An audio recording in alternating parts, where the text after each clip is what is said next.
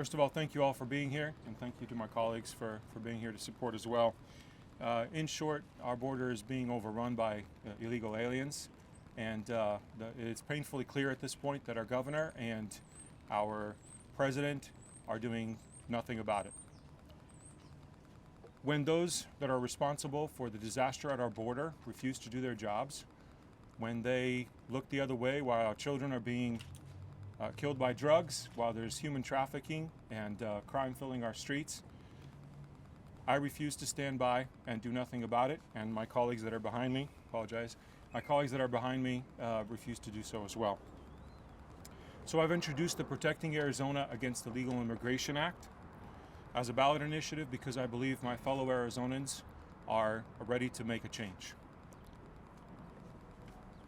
We may not be able to do the federal government's job, but we can definitely stop Arizona from becoming like California. Our message to illegal immigrants is simple. If you want to take advantage of Americans, go somewhere else. The act, which is HCR 2060, is one of the toughest laws on illegal immigration ever written. It has three major objectives. First, to close loopholes that allow aliens to work illegally in Arizona.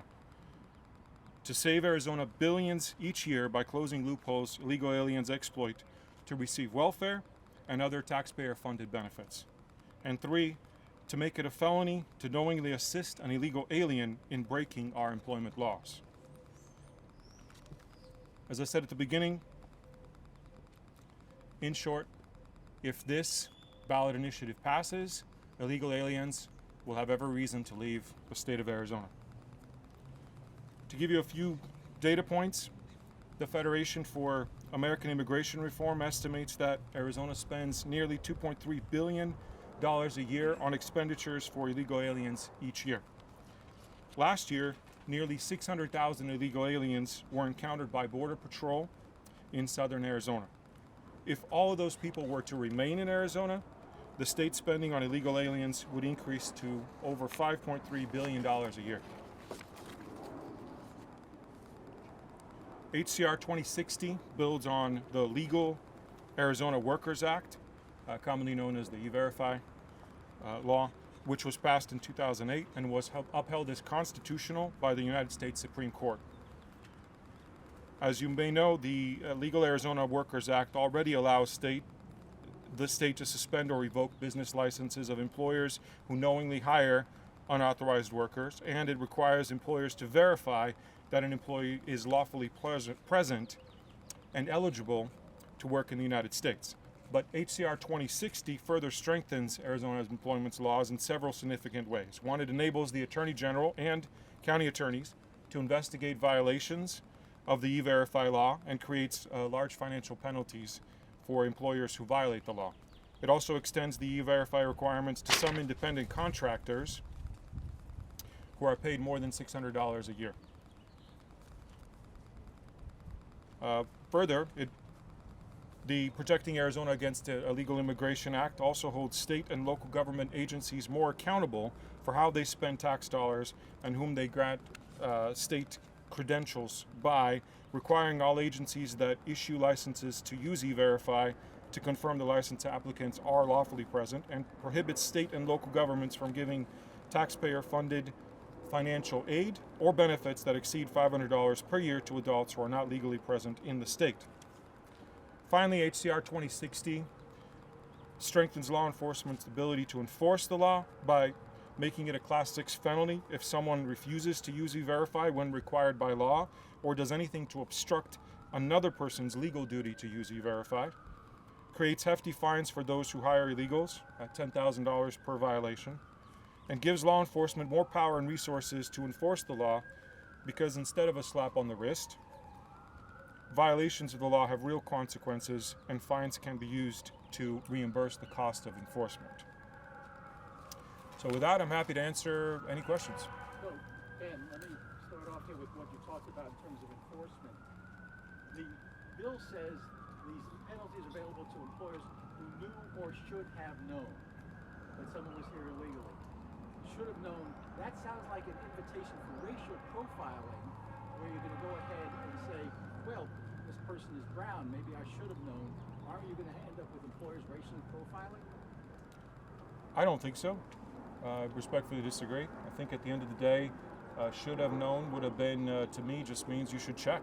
Anyone that's here. I mean, I'm an immigrant myself, as you know. So I don't think there's any reason why you shouldn't check if you don't know the person. But there are other sections in the bill that make it pretty clear that someone that does know, for example, that the individual that they're hiring is legal, they don't have to use this program. If they don't have to go through that step if they already know. So I think it's just a common sense way of phrasing it. The other half of that says requires the Attorney General or the county attorney to investigate any complaint. So basically, if I call the county attorney's office, I say, you know, the people over at Channel 12,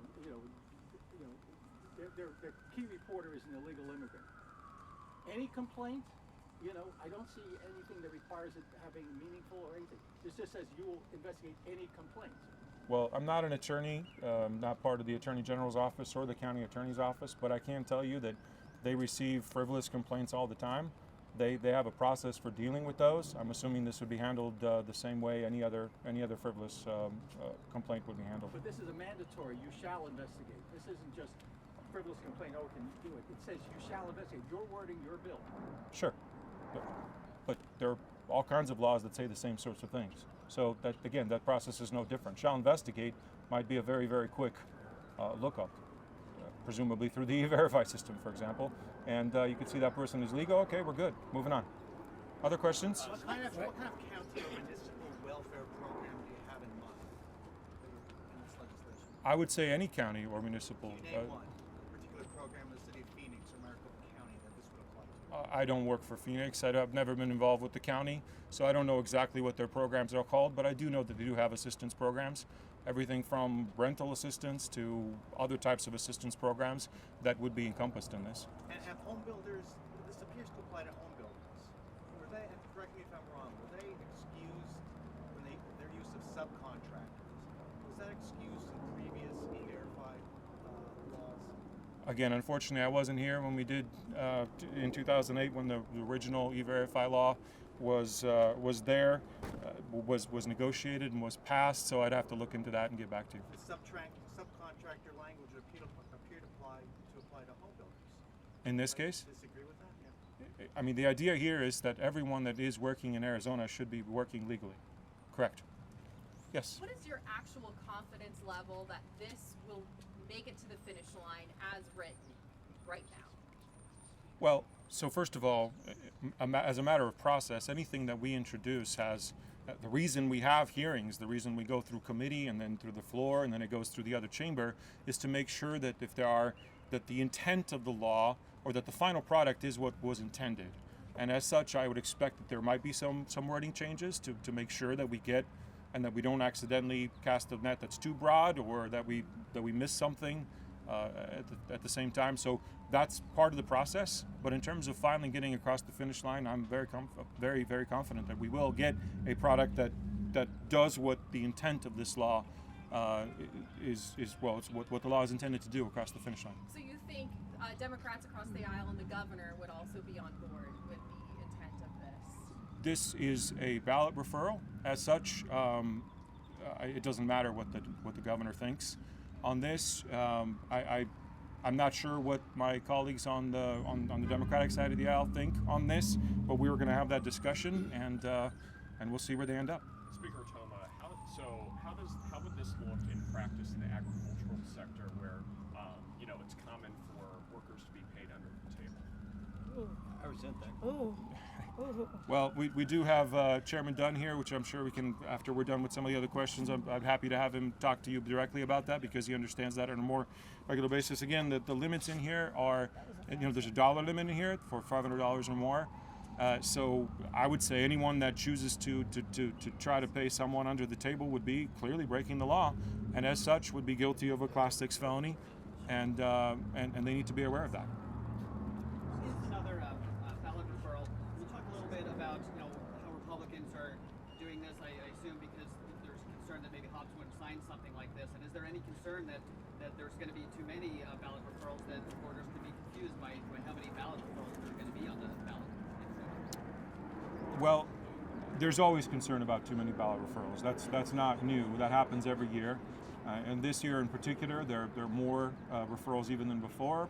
Perhaps, to state it bluntly, because we're in a split situation, party-wise. Having said that, though, the border is the number one issue, and illegal immigration and border security is the number one issue on voters' minds, pretty much nationwide at this point. So it's not even unique to Arizona, but it's especially important here since we are a border state. So I would say this one's pretty straightforward. Remember, E-Verify has already been litigated. The Supreme Court has already decided that it's constitutional, and this strengthens that program that already exists. I think voters know what E-Verify is. I think they're generally supportive of it, and as such, to me, this is a common sense approach. Your number about the cost of illegal immigration, much of that is K-12 education, which the state is powerless over. If you factor out K-12, what's the actual cost in terms of benefits?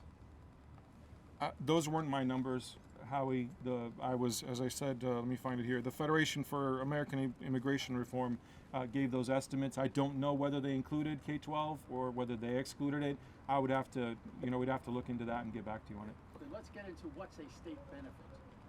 Arizona has a self-funded unemployment insurance program. The employers pay in. Their premiums are based on how often they dismiss people without cause, and there is no state money involved in this. So you're telling somebody who already been hired by somebody, well, they were fired, oh no, now you can't collect benefits, seems to help the employer. Why should unemployment be considered in this? Well, if I'm not mistaken, they should have never been hired in the first place, because the original E-Verify should have been used in that particular situation. The idea here is if you're here illegally, then you shouldn't be able to take advantage of any of our programs. And as such, now this again expands that, and if there are loopholes that we need to identify, as was mentioned earlier, that's part of the process of having these hearings to make sure that we do in fact catch and eliminate all of those abuses in the future. Seems like the penalty should not be against the employee who had worked in good faith. The penalty should be you go after the employer who hired that person and allow this person who actually worked to collect the benefits. Why are you penalizing the employee? I get what you're saying, but I'm going to take issue with the fact that you said the employee that's worked in good faith. If they've worked in good faith, but they know they're illegal, and especially if they've used forged documents and a forged identity in order to be able to get hired in the first place, I'm not sure that you could say that's in good faith. Yeah, that's exactly right. What about the employer? This was an issue the last time around. Should the employer be penalized? Well, in the bill, the employer, as I said, the employer is fined $10,000. And on top of that, they'd be guilty of a Class 6 felony if they knowingly or actually prevented someone from doing their job. Someone perhaps that prevented another employee from doing their job and checking. So I would say that's pretty clear that there's punitive action against employers. You're running for Congress. Would you have voted for or against the bipartisan border security bill that was negotiated by the Senate? I'm sorry. What are we talking about? Are you talking about the national bill? You're running for Congress. Okay, we're not talking about congressional stuff here. Right now, Sure. But Okay, he's here as let's- Speaker of the House. I am the Speaker of the House. I'd like to point out that I've been involved with every major bill for the last few years. As a matter of fact, many of my bills have been the defining bills of sessions in 2019 and 2021 and 2022. This is no different. This is what voters care about right now, and that's why we're addressing it. if you were elected to Congress, would you vote for? He We'll is talk the Speaker about of the Congress House. separately. We'll talk about Then, Congress next separately. question. I'm happy to talk to you about Congress after this, if there's this conversation. Another press conference, right, bashing Biden for not doing anything. Right. Why not address the question about if you were in Congress? Because you are running for Congress. So the reason it's more than fair to point out that the federal government has not done its job is because the federal government has not done its job. I mean, everybody knows that they're in charge of immigration reform. As a matter of fact, they've been actively preventing us in some cases from doing what we can to help them. They've failed on immigration. They failed on border security. They've actually caused the humanitarian crisis that is at the border at this point by having policies that incent people to come here and to effectively invade. And way too many people than we can handle, which is why we're having these conversations about the cost and so on. So in terms of whether or not I would personally have supported I could tell you that as far as I understand it, I don't think there should be. There are issues with the bill. Let's leave it at that. Let's move on. Counties and cities, would they have to do e-verify for their licenses as well, since the state now requires that for licenses? That is correct. The bill is very explicit on that they would have to do it as well. Licenses, like I'm sorry? That would include food handlers licenses, any kind of license? Any kind of license issued by a city or a county or the state would have to comply, correct? So the tamale bill. I'm sorry? So nobody can sell tamales without getting their Without food proving handler's that they're license here- and having that them they're legal. e-verify for their Food handlers is And- food handlers. Yeah, right. Let's not cross things. Yes. Are you gonna raise money off this bill for your Next question. No, I have no such plans. I have no such plans. Thank you. I have no such plans, but thank you. House Speaker Ben Toma, Yes. how are you? So good morning. Thank you for being out here with the legislature, senator, and the representative. We appreciate you. I know everybody's going all over the place, but the bottom line is we can protect the border, but you have to protect the people who are making money and paying and taking people, like charging them with a crime while they're hiring other people. It's not going to raise the cost. How are we going to police them if we can't police our borders? Again, we're having this conversation sadly because the federal government has refused to do its job, Yes. which is to protect our borders.